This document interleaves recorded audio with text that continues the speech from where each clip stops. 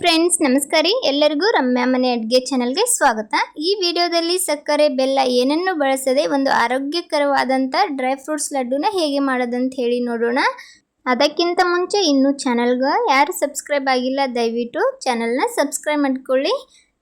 Dry fruits ಲಡ್ಡುನ ಮಾಡೋದಕ್ಕೆ ಒಂದು ಸ್ವಲ್ಪ ಕೊಬ್ಬರಿ, ಬಾದಾಮಿ, ಗೋಡಂಬಿ, ಸ್ವಲ್ಪ ಪಿಸ್ತಾ ಹಾಗೆ ಒಂದು ಸ್ವಲ್ಪ ಅಂಜೂರನ್ನು ತಗೊಂಡಿದ್ದೀನಿ. ಕೊಬ್ಬರಿನ ಹೆರ್ಚ್ಕೊಂಡು ಇಟ್ಕೊಳ್ಳೋಣ. ಬಾದಾಮಿ, ಗೋಡಂಬಿ, ಪಿಸ್ತಾ ಹಾಗೆ ಅಂಜೂರನ್ನು ಕಟ್ ಮಾಡಿ ಇಟ್ಕೊಳ್ಳೋಣ.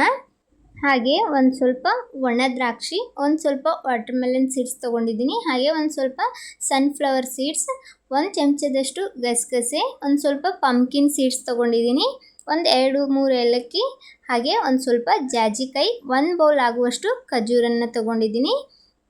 ಈ ಕಡೆ ಒಂದು ಪಾತ್ರೆ ಇಟ್ಕೊಂಡ್ಬಿಟ್ಟು ಆ ಪಾತ್ರೆಗೆ 1 ಬೌಲ್ನಷ್ಟು ನಾನು ಕೊಬ್ಬರಿನ ಹೆಚ್ಚಿ ಹಾಕ್ಕೊಂಡಿದ್ದೀನಿ. ಇದಕ್ಕೆ ತುಪ್ಪ ಏನು ಹಾಕೋದು ಬೇಡ. ಹಾಗೆ ಇದನ್ನು ಒಂದು ಸ್ವಲ್ಪ ಹೊತ್ತು ಹುರ್ಕೊಳ್ಳೋಣ. ಒಂದು ಸ್ವಲ್ಪ ಕ್ರಿಸ್ಪಿ ಆಗಬೇಕು. ನೋಡ್ಬೋದು ಈ ಥರ ಆಗಬೇಕು. ಇದನ್ನು ಚೆನ್ನಾಗಿ ಒಂದು ಸ್ವಲ್ಪ ಹೊತ್ತು ಹುರ್ಕೊಂಡ್ರೆ ಆಯಿತು. ಇದು ರೆಡಿಯಾಗಿದೆ. ಇದನ್ನು ತೆಗೆದು ಒಂದು ಒಣ ಪಾತ್ರೆಗೆ ಹಾಕಿಟ್ಕೊಳ್ಳೋಣ. ನಂತರ ಅದಕ್ಕೇ 1 ಚಮಚದಷ್ಟು ಗಸಗಸೆಯನ್ನು ಹಾಕ್ಕೊಂಡಿದ್ದೀನಿ.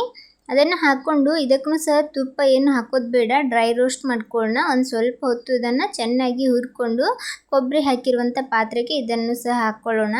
ನಂತರ ಒಂದು 2 ಚಮಚದಷ್ಟು ತುಪ್ಪನ ಹಾಕ್ಕೊಂಡಿದ್ದೀನಿ. ಒಂದು 2-3 ಚಮಚ ತುಪ್ಪನ ಹಾಕ್ಕೊಂಡ್ಬಿಟ್ಟು ಅದಕ್ಕೇ ಕಟ್ ಮಾಡಿ ಇಟ್ಟಿರುವಂಥ ಬಾದಾಮಿನ ಸೇರಿಸ್ಕೊಂಡಿದ್ದೀನಿ. ಬಾದಾಮಿನ ಕಟ್ ಮಾಡಿ ಹಾಕ್ಕೊಳ್ಳಿ. ಇವಾಗ ಇದನ್ನು ಚೆನ್ನಾಗಿ ತುಪ್ಪ ಜೊತೆ ಹುರ್ಕೊಳ್ಳೋಣ. ಡ್ರೈ ಫ್ರೂಟ್ಸನ್ನು ಹುರ್ಕೊಳ್ಳುವಾಗ ಆದಷ್ಟು ಗ್ಯಾಸ್ನ ಮೀಡಿಯಮ್ ಫ್ಲೇಮಲ್ಲಿ ಇಟ್ಕೊಂಡೇ ಹುರ್ಕೊಳ್ಳಿ. ನಂತರ ಅದಕ್ಕೇ ಒಂದು ಸ್ವಲ್ಪ ನಾನು ಗೋಡಂಬಿನ ಕಟ್ ಮಾಡಿ ಸೇರಿಸ್ತಾ ಇದ್ದೀನಿ. ಇವಾಗ ಇದನ್ನು ಸಹ ಸ್ವಲ್ಪ ಹೊತ್ತು ಹುರ್ಕೊಳ್ಳೋಣ. ಬಾದಾಮಿ ಒಂದು ಸ್ವಲ್ಪ ಫ್ರೈ ಆದ ನಂತರನೇ ಗೋಡಂಬಿನ ಹಾಕ್ಕೊಳ್ಳಿ. ಗೋಡಂಬಿ ಬೇಗನೆ ಹುರಿಯುತ್ತೆ, ಅದಕ್ಕೋಸ್ಕರ ಬಾದಾಮಿ ಸ್ವಲ್ಪ ಫ್ರೈ ಆದ ನಂತರ ಗೋಡಂಬಿನ ಹಾಕ್ಕೊಂಡು ಎರಡು ಸ್ವಲ್ಪ ಹೊತ್ತು ಚೆನ್ನಾಗಿ ಹುರ್ಕೊಳ್ಳಿ. ಸ್ವಲ್ಪ ಕಲರ್ ಬರ್ತಿದೆ ಅನ್ನಿಸ್ದಾಗ ಅದನ್ನು ಸಹ ಕೊಬ್ಬರಿ ಹಾಕಿರುವ ಪ್ಲೇಟಿಗೆ ಹಾಕ್ಕೊಳ್ಳೋಣ. ಇವಾಗ ಅದೇ ತುಪ್ಪದಾಗ ನಾನು ಒಂದು ಸ್ವಲ್ಪ ಪಂಪ್ಕಿನ್ ಸೀಡ್ಸನ್ನು ಹಾಕ್ಕೊಂಡು ಹುರಿತಾ ಇದ್ದೀನಿ. ತುಪ್ಪ ಇಲ್ಲ ಅಂದರೆ ಮತ್ತೆ 1 ಚಮಚದಷ್ಟು ತುಪ್ಪನ ಹಾಕ್ಕೊಳ್ಬೋದು. ಇದನ್ನು ಸ್ವಲ್ಪ ಹೊತ್ತು ಹುರ್ಕೊಂಡು ಅದಕ್ಕೇ ಒಂದು ಸ್ವಲ್ಪ ಸನ್ಫ್ಲವರ್ ಸೀಡ್ಸನ್ನು ಸೇರಿಸ್ತಾ ಇದ್ದೀನಿ. ಎಲ್ಲನೂ ಒಂದು 3-4 ಚಮಚದಷ್ಟು ತೊಗೊಂಡಿದ್ದೀನಿ. ಸನ್ಫ್ಲವರ್ ಸೀಡ್ ಹಾಗೆ ಪಂಪ್ಕಿನ್ ಸೀಡ್ಸ್ ಎಲ್ಲನೂ ಒಂದು 3-4 ಚಮಚದಷ್ಟನ್ನು ತೊಗೊಂಡಿದ್ದೀನಿ. ಇವಾಗ ಅದಕ್ಕೇ ವಾಟರ್ಮೆಲನ್ ಸೀಡ್ಸನ್ನು ಹಾಕ್ಕೊಂಡಿದ್ದೀನಿ. ಇವಾಗ ಈ 3 ಚೆನ್ನಾಗಿ ಸ್ವಲ್ಪ ಹೊತ್ತು ಹುರ್ಕೊಳ್ಳೋಣ. ನಂತರ ಒಂದು ಸ್ವಲ್ಪ ಕಟ್ ಮಾಡಿರುವಂಥ ಪಿಸ್ತಾನು ಸಹ ಸೇರಿಸ್ಕೊಂಡು ಹುರ್ಕೊಳ್ಳೋಣ. ಎಲ್ಲನೂ ಸ್ವಲ್ಪ ಕಲರ್ ಚೇಂಜ್ ಆಗಿ ಕ್ರಿಸ್ಪಿ ಆಗೋವರೆಗೂ ಇದನ್ನು ಹುರ್ಕೊಳ್ಬೇಕಾಗ್ತದೆ. ಗ್ಯಾಸನ್ನು ಮೀಡಿಯಮ್ ಫ್ಲೇಮಲ್ಲಿ ಇಟ್ಕೊಂಡು ಎಲ್ಲನೂ ಹುರ್ಕೊಳ್ಳಿ. ನೋಡ್ಬೋದು ಇವಾಗ ಇದನ್ನು ರೆಡಿಯಾಗಿದೆ. ಇದನ್ನು ಸಹ ಒಂದು ಪ್ಲೇಟಿಗೆ ತೆಕ್ಕೊಳ್ಳೋಣ. ಇವಾಗ ಅದೇ ಪಾತ್ರೆಗೆ ಮತ್ತೆ ಒಂದು 2 ಚಮಚದಷ್ಟು ತುಪ್ಪನ ಸೇರಿಸ್ಕೊಂಡಿದ್ದೀನಿ. ಅದಕ್ಕೇ ಕಟ್ ಮಾಡಿಟ್ಟಿರುವಂಥ ಅಂಜೂರ, ಸ್ವಲ್ಪ ಒಣ ದ್ರಾಕ್ಷಿನ ಹಾಕ್ಕೊಂಡಿದ್ದೀನಿ. ಒಣ ದ್ರಾಕ್ಷಿ ಜಾಸ್ತಿ ಇದ್ದರೆ ಇನ್ನೊಂದು ಸ್ವಲ್ಪ ಹಾಕ್ಕೊಳ್ಬೋದು. ನನ್ನ ಹತ್ರ ಸ್ವಲ್ಪ ಇತ್ತು, ಅದನ್ನೇ ಬಳಸ್ಕೊಂಡಿದ್ದೀನಿ. ಇದನ್ನು ಚೆನ್ನಾಗಿ ಸ್ವಲ್ಪ ಹೊತ್ತು ಹುರ್ಕೊಳ್ಳೋಣ.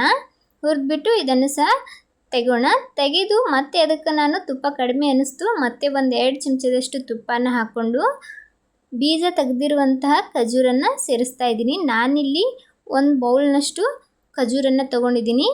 1 ಬೌಲ್ ಪೂರ್ತಿಯಾಗಿ ತಗೊಳ್ಳಿ. ಡ್ರೈ ಫ್ರೂಟ್ಸ್ ಎಷ್ಟು ಅದಾವ ನೋಡಿಕೊಂಡು ಖಜೂರನ್ನು ಹಾಕ್ಕೊಳ್ಳಿ. ನಾನಿಲ್ಲಿ ಖಜೂರನ್ನು ಗ್ರೈಂಡ್ ಮಾಡ್ಕೊಳ್ಳೋಕೆ ಹೋಗಿಲ್ಲ, ಹಾಗೆಯೇ ಹಾಕ್ತಾ ಇದ್ದೀನಿ. ಇದು ಖಜೂರ ತುಂಬ ಸ್ಮೂತ್ ಇತ್ತು ಆಲ್ರೆಡಿ, ಅದಕ್ಕೋಸ್ಕರ ಗ್ರೈಂಡ್ ಮಾಡ್ಲಿಕ್ಕೆ ಹೋಗಿಲ್ಲ. ಹಾಗೆ ತುಪ್ಪದ ಜೊತೆ ಹಾಕ್ಕೊಂಡು ಇದನ್ನು ಒಂದು ಸ್ವಲ್ಪ ಹೊತ್ತು ಹುರ್ಕೊಳ್ಳೋಣ. ಸ್ವಲ್ಪ ಸಾಫ್ಟ್ ಆಗಬೇಕು, ಅಲ್ಲಿಯವರೆಗೂ ಹುರ್ಕೊಳ್ಬೇಕಾಗ್ತದೆ. ನಿಮ್ಮ ಹತ್ರ ಬೇರೆ ಥರ ಖಜೂರಿ ಇದ್ದರೆ ಅದನ್ನು ಒಂದು ಸ್ವಲ್ಪ ಮಿಕ್ಸಿಯಲ್ಲಿ ಗ್ರೈಂಡ್ ಮಾಡ್ಕೊಂಡು ತೊಗೊಳ್ಳಿ. ಗ್ರೈಂಡ್ ಮಾಡಿ ಈ ಥರ ತುಪ್ಪದ ಜೊತೆ ಹಾಕ್ಕೊಂಡು ಸ್ವಲ್ಪ ಹೊತ್ತು ಇದನ್ನು ಹುರ್ಕೊಳ್ಳಿ. ಇದು ಹುರಿಯುವಾಗ ಮಾತ್ರ ಗ್ಯಾಸನ್ನು ಲೋ ಫ್ಲೇಮಲ್ಲಿ ಇಟ್ಟೆ ಹುರ್ಕೊಳ್ಳಿ. ಇವಾಗ ರೆಡಿಯಾಗಿದೆ ಖರ್ಜೂರ ತುಂಬ ಸಾಫ್ಟಾಗಿ. ಅದನ್ನು ಕೆಳಗಡೆ ಇಳಿಸ್ಬಿಟ್ಟು ಅದಕ್ಕೇ ನಾನು ಎಲ್ಲ ಡ್ರೈ ಫ್ರೂಟ್ಸ್ ಏನು ಹುರಿದು ಇಟ್ಕೊಂಡಿದ್ದೆ ಅದನ್ನು ಚೆನ್ನಾಗಿ ಮಿಕ್ಸ್ ಮಾಡಿಕೊಂಡು ಸೇರಿಸ್ತಾ ಇದ್ದೀನಿ. ಇವಾಗ ಒಂದು 2 ಏಲಕ್ಕಿನ ಜಜ್ಜಿ ಹಾಕ್ಕೊಂಡಿದ್ದೀನಿ. ಫ್ಲೇವರ್ಗೋಸ್ಕರ ತುಂಬ ಚೆನ್ನಾಗಿರುತ್ತೆ. ನಾನಿಲ್ಲಿ ಒಂದು ಸ್ವಲ್ಪ ಜಾಜಿಕಾಯಿನ ತೊಗೊಂಡಿದ್ದೀನಿ. ಈ ಜಾಜಿಕಾಯಿನ ಒಂದು ಸ್ವಲ್ಪ ಹೆರ್ಚ್ಕೊಂಡು ಹಾಕ್ಕೊಳ್ಳೋಣ. ಪೂರ್ತಿಯಾಗೇನು ಹಾಕ್ತಿಲ್ಲ, ಒಂದು ಸ್ವಲ್ಪನೇ ಹಾಕ್ತಾ ಇದ್ದೀನಿ. ಫ್ಲೇವರ್ ತುಂಬ ಚೆನ್ನಾಗಿರುತ್ತೆ. ಇದು ಹಾಕೋದ್ರಿಂದ ರುಚಿ ಕೂಡ ತುಂಬ ಚೆನ್ನಾಗಿ ಬರ್ತದೆ. ಇದ್ದರೆ ಅದನ್ನು ಸಹ ಹಾಕ್ಕೊಳ್ಳಿ, ಮಿಸ್ ಮಾಡೋಕ್ಕೆ ಹೋಗಬೇಡಿ. ಎಲ್ಲನೂ ಹಾಕ್ಕೊಂಡು ಇವಾಗ ಇದನ್ನು ಚೆನ್ನಾಗಿ ಮಿಕ್ಸ್ ಮಾಡ್ಕೊಳ್ಳೋಣ. ಎಲ್ಲ ಡ್ರೈ ಫ್ರೂಟ್ ಜೊತೆ ಅದು ಚೆನ್ನಾಗಿ ಖರ್ಜೂರ ಬೆರಿಬೇಕು. ಹಾಗೆ ಇದನ್ನು ಮಿಕ್ಸ್ ಮಾಡ್ಕೊಳ್ಳಿ. ಸ್ವಲ್ಪ ಬಿಸಿ ಇರುವಾಗಲೇ ಚೆನ್ನಾಗಿ ಮಿಕ್ಸ್ ಮಾಡ್ಕೊಂಡಿಡಿ, ಎಲ್ಲ ಜೊತೆ ಬೆರೆಯುತ್ತೆ. ಇವಾಗ ಎಲ್ಲ ಒಂದೇ ಸೈಜಲ್ಲಿ ಲಾಡುನ ಕಟ್ಟಿಟ್ಕೊಳ್ಳೋಣ. ನಾನಿಲ್ಲಿ ಒಂದು ಸಣ್ಣನೇ ಗುಮ್ಮಾದ ಚಮಚನ ಬಳಸ್ಕೊಂಡು ಲಾಡುನ ಒಂದೇ ಸೈಜಲ್ಲಿ ಕಟ್ಕೊಳ್ತೀನಿ. ಅದರಲ್ಲಿ ತಗೊಂಡು ಕಟ್ಟೋದ್ರಿಂದ ಎಲ್ಲನೂ ಒಂದೇ ಸೈಜಲ್ಲಿ ನಾವು ಲಾಡುನ ಮಾಡ್ಕೊಳ್ಬೋದು. ನೋಡ್ಬೋದು ಎಷ್ಟು ಚೆನ್ನಾಗಿ ಡ್ರೈ ಫ್ರೂಟ್ಸ್ ಲಾಡು ಬಂದಿದೆ ಅಂಥೇಳಿ.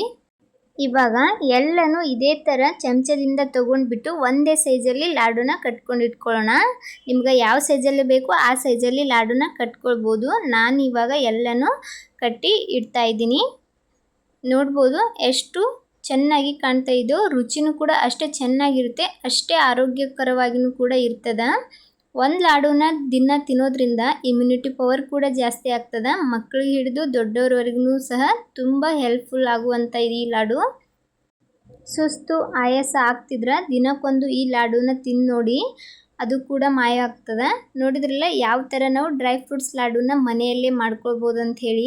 ಈ ರೆಸಿಪಿ ಇಷ್ಟ ಆದ್ರೆ ವಿಡಿಯೋಗೊಂದು ಲೈಕ್ ಕೊಡಿ. ನೀವು ಸಹ ಟ್ರೈ ಮಾಡಿಬಿಟ್ಟು ಹೇಗೆ ಬಂದಿತ್ತು ಅಂತ ಹೇಳಿ ಕಮೆಂಟ್ ಮಾಡೋದು ಮರಿಬೇಡಿ. ಹಾಗೆ ಚಾನಲ್ನ ಸಬ್ಸ್ಕ್ರೈಬ್ ಮಾಡ್ಕೊಳ್ಳಿ. ನನ್ನ ವಿಡಿಯೋನ ಯಾರೆಲ್ಲ ನೋಡ್ತಾ ಇದ್ದೀರಾ ಎಲ್ಲರಿಗೂ ಧನ್ಯವಾದಗಳು.